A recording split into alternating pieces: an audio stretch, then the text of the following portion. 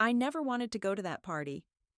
But when your 18-year-old niece sends you 12 text messages begging you to come to her graduation celebration, saying you're the only one who gets her, what choice do you have? My name is Meredith, and I'm what my family loves to call their creative disappointment. You know the type, the one who chose art over accounting, passion over practicality, and somehow ended up divorced at 38 while everyone else was busy having their fourth kid or making partner.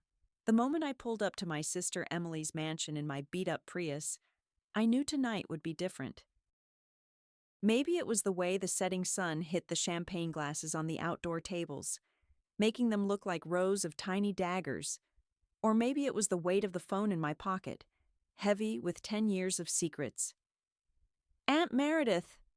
Iris ran down the marble steps, her dark hair flowing behind her. She threw her arms around me, whispering, "Thank God you're here." Mom's already had 3 meltdowns about the catering. Meredith. Emily appeared at the top of the stairs, perfect in her designer dress.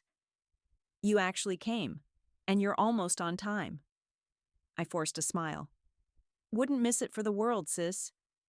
Love the interesting choice of outfit, she said, eyeing my simple black dress. Very artistic. The party was exactly what I expected. A parade of success stories and subtle jabs. Cousin Sarah's kid got into Yale. Uncle Robert's new startup just hit millions. And there I was, nursing my champagne, watching Solomon, my brother-in-law, work the crowd like the snake oil salesman he truly was.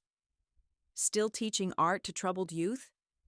My mother appeared beside me, lips pursed. You know, the accounting firm is always... Mom, please. I cut her off. Not tonight. The fairy lights came on as dusk settled, and Emily clinked her glass for attention. Everyone gathered around the 3-tiered graduation cake, a monument to excess if I ever saw one. Before we cut the cake, Emily announced, I want to thank everyone for coming to celebrate our perfect little girl. She beamed at Iris, who looked like she wanted to disappear. And of course, family is everything, even those of us who take different paths. The crowd tittered. Emily's eyes found mine. Like my dear sister Meredith, our resident free spirit. She raised her glass. Who proves that even if you don't succeed in marriage or career or, well, anything conventional, you can still show up to family events, usually late, but present. More laughter. Iris grabbed my hand under the table, squeezing hard. To Meredith, Emily continued, our very own Aunt Failure, who at least serves as a wonderful example to our children of what paths not to take. The words hung in the air like poison. I felt tears welling up, but something else too. Something that had been building for 10 years. I stood up slowly, my chair scraping against the patio stones. The sound cut through the laughter like a knife. You know what, Emily? My voice was steady, surprising even me. You're right. I am a failure. At pretending. At keeping secrets. At playing this game of perfect families and perfect lives. The crowd fell silent. Solomon's smile flickered. But since we're all here, I continued, pulling out my phone, let me tell you something about perfection. About perfect husbands and perfect wives and perfect little lies that cost 6 figures to cover up. Emily's face went white. Meredith, don't you dare. Oh, but I do dare. I smiled, feeling lighter than I had in years. Because you see, dear sister, I've spent 10 years being your cautionary tale. Now it's my turn to tell a story. And trust me, everyone here is going to want to hear this one. The party guests leaned forward, champagne glasses frozen halfway to their lips. In that moment, looking at my sister's face, I knew there was no going back. And for the first time in my life, I didn't want to. The silence that followed felt like glass about to shatter. I watched Emily's perfectly manicured hand grip her champagne glass so tight I thought it might break.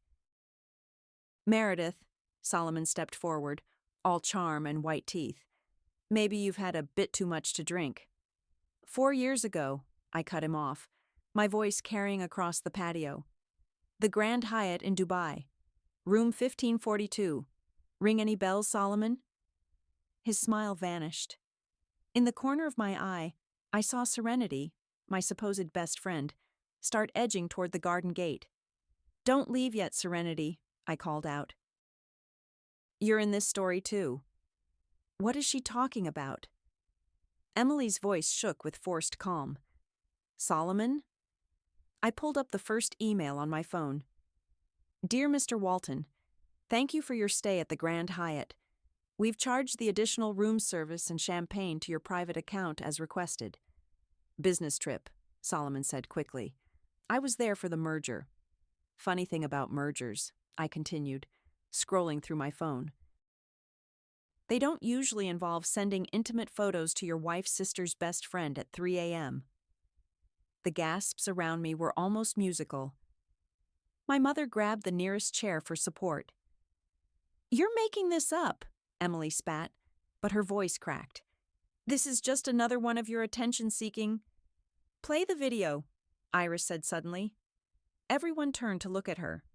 She stood straight, shoulders back. If Aunt Meredith is lying, then play the video. Prove her wrong. I connected my phone to the portable speaker I'd brought. Solomon lunged forward, but it was too late. His own voice filled the air. Emily can never know about us, Serenity. You understand that, right? There's too much at stake. Serenity's voice followed. Of course, baby. It's our secret. Emily's glass finally shattered on the patio stones. You. She turned to Serenity, who had frozen mid-escape. You were my maid of honor. Emily, I can explain. Serenity started. And you? Emily whirled on me. You knew? All this time? I tried to tell you, I said quietly. 6 years ago, remember. But you said I was jealous. Bitter about my own failed marriage. You told everyone I was having a mental breakdown. I'll sue you for defamation, Solomon growled, stepping toward me. I'll destroy you. With what money? I asked sweetly. The money you laundered through those shell companies in Dubai? Or the bonus you stole from your employees' pension fund? The color drained from his face. That's right, I continued. Guillermo kept excellent records before you fired him. Would you like me to share those too? I'm sure the SEC would find them fascinating. Guests were already hurrying toward their cars, phones out, no doubt spreading the news across their social networks. My mother had disappeared inside. Iris stood rooted to the spot, watching everything with wide eyes. You've ruined everything, Emily whispered, mascara running down her cheeks. Are you happy now? Ruined what, Emily? The lie? The perfect family facade? I stepped closer. You know what really ruins things? Watching your sister destroy other people to maintain her image. Watching her husband prey on young interns while she looks the other way. Having your own sister turn the entire family against you because you dared to speak the truth. I never, Emily started. December 15th, 3 years ago, I cut in. You told Mom I was unstable. Told her I needed to be cut off from the family until I got help. All because I confronted you about Solomon's affairs. Emily's face crumpled. Behind her, Solomon was already on his phone, probably calling his lawyer. This isn't over, he hissed at me. Oh, I know, I smiled. We're just getting started. Because this? I held up my phone. This is just the appetizer. Wait until everyone hears the main course. Iris stepped forward, her graduation cake forgotten behind her. Mom, she said quietly, is it all true? Did you know about Dad and Serenity? The look on Emily's face told everyone everything they needed to know. My perfect sister, finally speechless, watched as her perfect world cracked like the champagne glass at her feet. And I just smiled, because sometimes karma needs a little push. The remaining party guests followed me to the garden like a flock of vultures, hungry for more. Serenity had vanished, but her perfume still lingered in the air, mixing with the scent of Emily's precious roses. "Since we're all being honest now," I announced, "let's hear what Solomon's former executive assistant had to say." I pressed play on another recording. A young woman's trembling voice filled the garden. "Mr. Walton said if I didn't meet him at the hotel, he'd make sure I never worked in finance again. He said no one would believe me anyway." "Turn that off," Solomon thundered, advancing toward me. But Iris stepped between us. "Don't you dare touch her," my niece said, her voice ice-cold. "You've done enough damage." "Iris, go inside," Emily commanded, but her authority was slipping. "This doesn't concern you." "Doesn't concern me?" Iris laughed bitterly. "Like it didn't concern me when you paid off the Harvard admissions officer," the crowd murmured. Emily's face went slack. "Oh yes," I nodded. "Guillermo kept records of those transactions too. $50,000 to ensure your daughter got early admission, because heaven forbid she choose her own path." "I did it for you," Emily screamed at Iris. "Everything I've done has been for you." "No," Iris shot back. "Everything you've done has been for your image, your perfect life. Your perfect family." Paula, our mother, emerged from the house. "Enough! Meredith, you're destroying this family." "Actually, Mom," I pulled up another file, "you might want to sit down for this part. Remember last Christmas when Solomon made that generous donation to your charity foundation?" My mother's face went pale. "Don't." "Stolen money," I said softly. "Laundered through your foundation. You knew it too, didn't you? But you kept quiet, just like always." "You have no proof," Solomon snarled. I turned to face him. "Really? Should we call Guillermo? He's waiting for my signal to send everything to the SEC. Every transaction, every cover-up, every threat you made to those young women." "Young women?" Emily's voice cracked. "How many were there?" "Ask him about Jessica," I said. "The intern who tried to kill herself 2 years ago. The one whose hospital bills you paid through a shell company." The garden erupted in chaos. Someone was crying. I heard car doors slamming as more guests fled the scene. Solomon's phone buzzed continuously, probably his lawyer calling back. "I trusted you," Iris said to her father, tears streaming down her face. "Everyone told me you were this amazing man, this role model. But you're just a predator in an expensive suit." "Iris, please." Emily reached for her daughter, but Iris pulled away. "And you," Iris turned to her mother, "you knew. You knew what he was doing, and you covered it up. You made me apply to Harvard because it looked good for the family. You made me break up with Marcus because his family wasn't prestigious enough." "I was protecting you," Emily insisted. "No," I cut in. "You were protecting yourself. Just like when you tried to seduce my ex-husband Carson." The last bomb dropped. Emily's face went from white to red. "That's a lie," she whispered. "Is it? Should we call him? Because he's ready to tell his story too. About how you came to his office that day, how you threatened to turn the family against me if he ever told me what happened."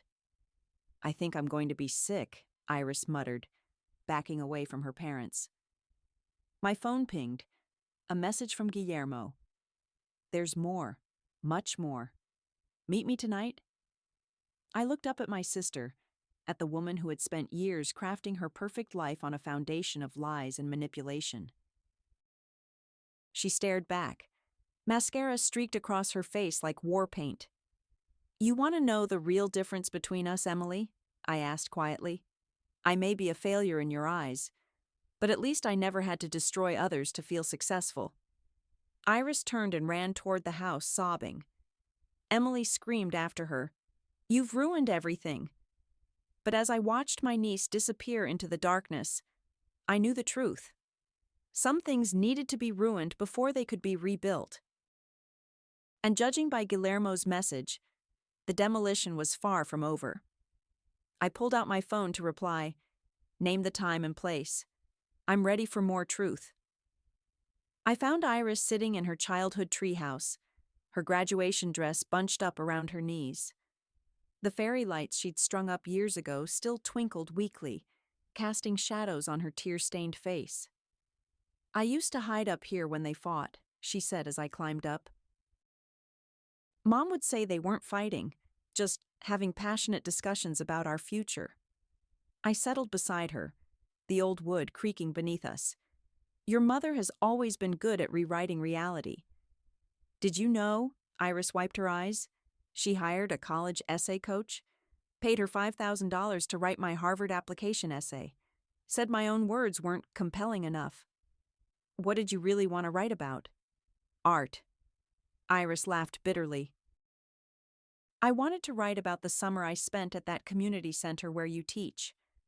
How helping those kids paint murals made me feel more alive than any AP class ever did. A memory surfaced, Emily's voice on the phone. Keep your artistic nonsense away from my daughter. She needs to focus on real opportunities.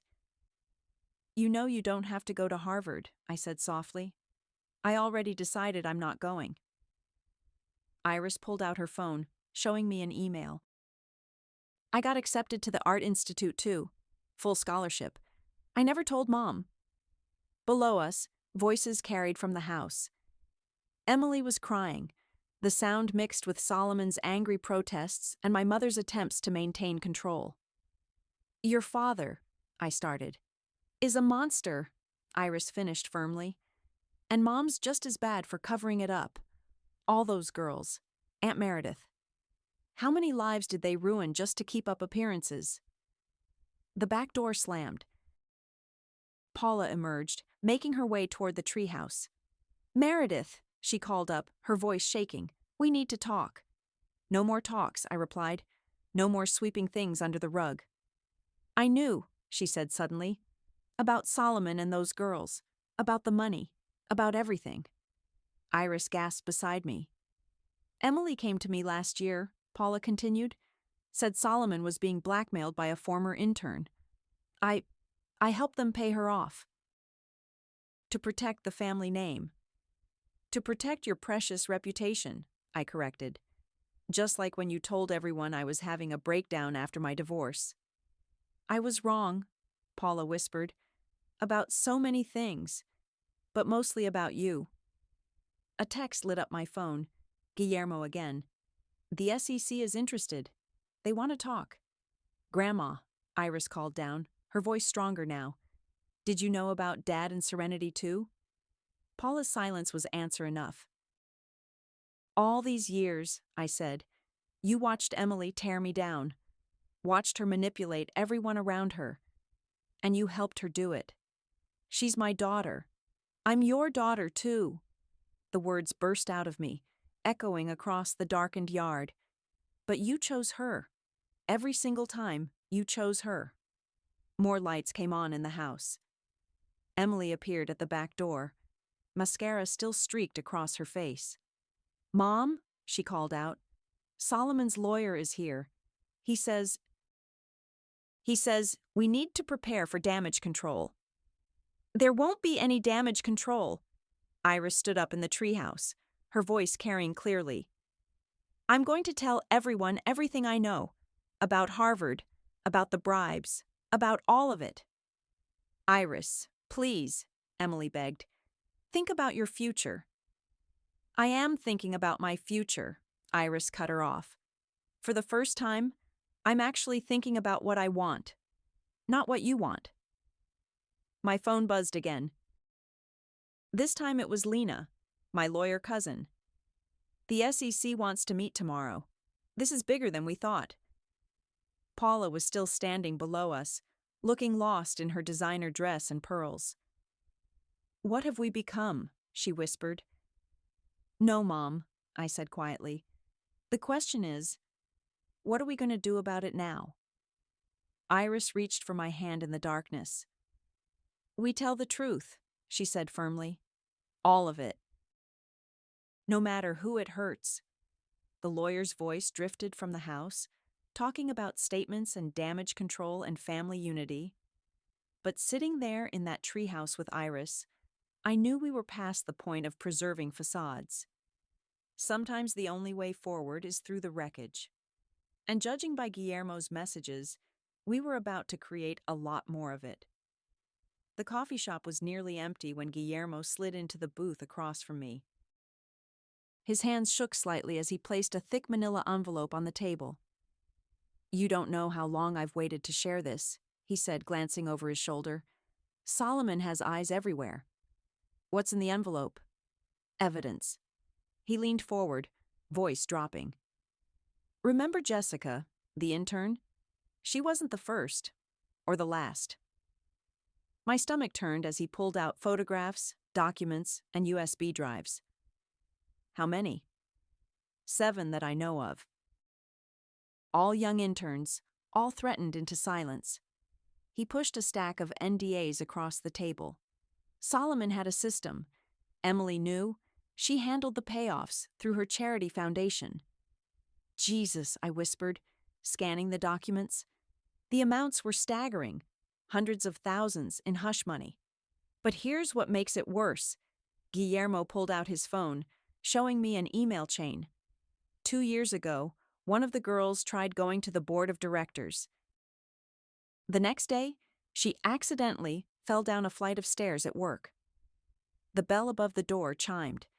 We both jumped, but it was only Iris walking in. She looked different today, stronger, determined. "I thought I might find you here," she said, sliding in next to me. Her eyes fell on the documents. "Is this about Dad?" "Iris, maybe you shouldn't."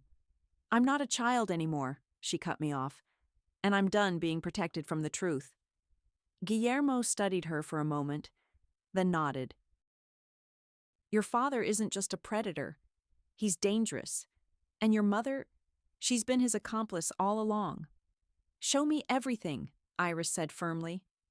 For the next hour, Guillermo laid out the whole ugly truth. The pattern of harassment, the threats, the cover-ups, Emily's role in silencing victims, Solomon's network of enablers throughout the company. "Last month," Guillermo said, pulling out one final document, "I found this in Solomon's private email. He's been moving company funds offshore. Millions of dollars, preparing for something big. He knows he's about to get caught," I realized. "That's not all." Guillermo's voice dropped even lower. "Remember Maria from accounting? She disappeared last year after threatening to go public about the pension fund theft. Everyone said she moved to Florida." Iris went pale. "Are you saying—" "I'm saying your father is capable of anything to protect himself. And your mother helps him do it." My phone buzzed. A text from Serenity. "We need to talk.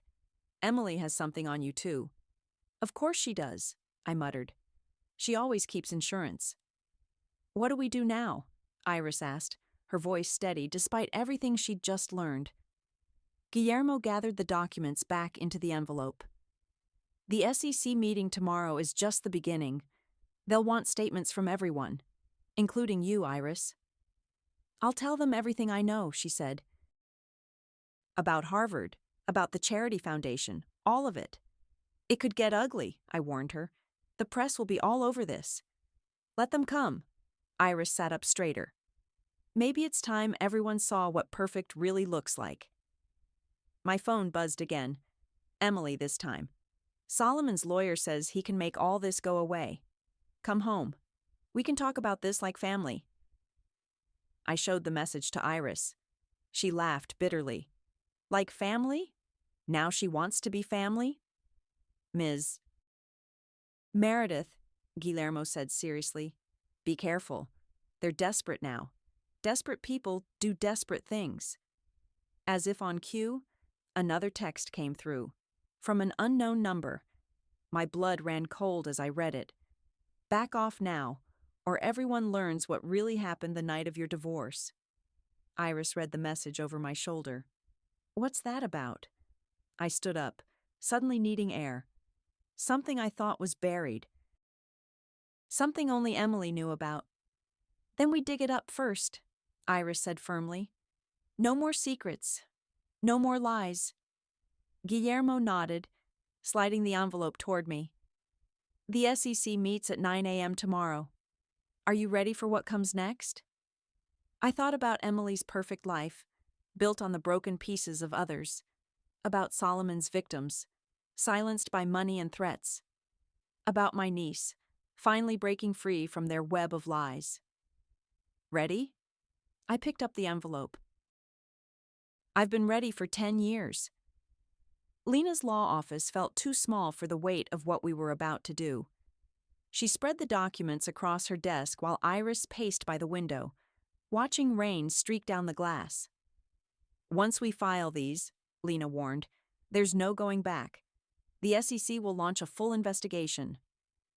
My phone hadn't stopped buzzing since we arrived. Emily, Solomon, my mother, even Serenity, probably trying to save herself. Do it, I said. The door burst open. Serenity stood there, mascara running, clutching her designer bag like a shield. Wait! You need to hear something first.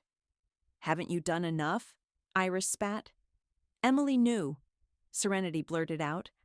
About Solomon and me, about everything. She used it to control me. Said if I ever told anyone, she'd destroy my business, my reputation. And you let her? I stood up. You were my best friend. She had proof about the night of your divorce, Serenity whispered. About what really happened with Carson. The room went silent. Lena stopped shuffling papers. What about my divorce? My voice shook. Emily. Serenity swallowed hard. She set the whole thing up. She told Carson you were having an affair. Planted evidence. When he confronted you that night, when he got violent, I finished, the old fear creeping back. She knew he had a temper. She counted on it. Serenity's words hung in the air like poison. She wanted you broken, Meredith. So no one would believe you about Solomon. Iris grabbed the trash can just in time to throw up. I have proof. Serenity pulled out her phone. Emily kept everything. Insurance, she called it. But I made copies. The recording played. Emily's voice, cold and calculated, telling Carson about my non-existent affair, planning exactly how to push him over the edge. My own sister, I whispered. She orchestrated my husband attacking me. There's more, Serenity said. After Carson left that night, who did you call first? Emily, I remembered. She told me not to go to the police. Said it would destroy the family's reputation. Because that's what she wanted. You, isolated, discredited. The unstable sister no one would believe. A knock at the door made us all jump. Paula stood there, looking smaller than I'd ever seen her. I heard everything, she said quietly. Through the door, She stepped forward, tears streaming. I helped her do it. Emily told me you were having an affair, that we needed to save your marriage. I never knew. I never thought. Get out, Iris snarled at her grandmother. Get out. Wait, Lena held up her hand. Mrs. Edwards, we'll need your statement too, about everything you knew. My phone buzzed again. Carson's name flashed on the screen. Answer it, Serenity urged. He needs to know the truth too. With shaking hands, I put the phone on speaker. Carson? Meredith. His voice was rough. Emily just called me, told me everything, about how she set us up, about, God, what I did to you that night. I'm so sorry. I should have known you'd never... We need your statement, Lena cut in. Official record of Emily's manipulation. I'll do more than that, Carson said firmly. I'm pressing charges. Against both of them. Solomon's lawyer just tried to buy my silence. Iris had moved to stand beside me, her hand finding mine. Mom's going down, she said. Both of them are. Emily's on her way here, Serenity warned, checking her phone. Solomon, too, with their lawyer. Good, Lena smiled grimly, pressing a button on her desk phone. Because the SEC agents are already in the building, along with the police. Footsteps echoed in the hallway. Emily's voice carried through the door. Meredith, open this door right now. I looked around the room, at Serenity's guilt-ridden face, at my mother's tears, at Iris's fierce determination. 10 years of lies and manipulation, all about to explode. Ready? Lena asked, hand on the door handle. I thought of that night with Carson, of all the nights I'd spent believing I deserved what happened, of Emily's perfect smile as she helped destroy my life. Open it, I said. The door swung open, and there stood my sister, Solomon, right behind her. Their faces changed as they saw who was waiting inside. Hello, Emily, I said calmly. Let's talk about the night of my divorce. Emily's perfect mask cracked as she saw Carson step out from behind Lena's desk. Solomon's lawyer tried to intervene, but the SEC agents were already blocking the doorway. What is this? Emily's voice trembled. Some kind of ambush? No, sister dear. This is what accountability looks like. I pressed play on Serenity's recording. Emily's own voice filled the room. Listen, Carson. I have proof she's been seeing someone else. Photos, hotel receipts. If you confront her tonight, make sure you get emotional. Make her feel it. She needs to learn her place. Carson's face contorted with rage and shame. You manipulated me into hurting my wife. Made me believe. I did you a favor, Emily shrieked. She was going to ruin everything, going to expose Solomon, destroy our family's reputation. By reputation, Iris cut in, do you mean Dad's habit of assaulting interns? Or your charity foundation's money laundering? Solomon lunged forward, but the police officers were faster. The handcuffs clicked into place as they read him his rights. You can't do this, he sputtered. Do you know who I am? Yes, one of the SEC agents said. We know exactly who you are, and we have the offshore accounts to prove it. Emily's designer purse hit the floor. Daddy will fix this, she whispered. He always fixes everything. Not this time, Paula stepped forward. I've already given my statement. About everything. The bribes, the cover-ups, what you did to your sister. You betrayed me? Emily's mascara ran as she turned on our mother. After everything I did to keep this family perfect? Perfect? Iris laughed bitterly. You call destroying lives perfect? Forcing me into Harvard? Covering up sexual assault? Driving your own sister to attempt suicide after what you did to her marriage? The room went still. I hadn't told anyone about that night, after Carson left. About the pills. About Emily finding me and using it as more ammunition to prove I was unstable. You told me not to call an ambulance, I said quietly. Said it would embarrass the family. So you just left me there. I made you stronger, Emily screamed. Everything I did was to make you stronger. No, Carson stepped forward. Everything you did was to control her. To control everyone. And now you're going to pay for it. The SEC agent nodded to his team. Emily Edwards Walton, you're under arrest for conspiracy to commit fraud, witness tampering, and accessory to sexual assault. You can't, she struggled as they approached with handcuffs. I'm your sister, Meredith. Your blood. Blood? I walked up to her. You want to talk about blood? What about the blood on my bathroom floor the night you left me to die? What about the blood from all those young women Solomon attacked while you covered it up? I did it for us, she whispered. For the family name. The family name? Iris stepped forward. Well, here's what I'm doing for the family name. She turned to the SEC agents. I have evidence of every bribe they paid to get me into Harvard. Every threat they made to keep people quiet. and I want to testify. Solomon's lawyer tried one last time. We can make a deal. No deals, Lena cut him off. Not this time. As they led Emily and Solomon away, my sister turned back one last time. You'll regret this, she hissed. You're nothing without family. You're right, I said. But you stopped being family the night you chose your perfect lie over your sister's life. The door closed behind them. In the sudden quiet, Iris wrapped her arms around me, crying softly. Carson stood awkwardly to the side, years of manipulated anger and guilt visible on his face. What happens now? Serenity asked quietly. Now? I looked around at the wreckage of my sister's perfect world. Now we tell the truth. All of it. No more secrets, no more lies, no more perfect facades. My phone buzzed one last time. A message from Guillermo. It's done. The story breaks tomorrow. Every major news outlet has it. Good, Iris said firmly.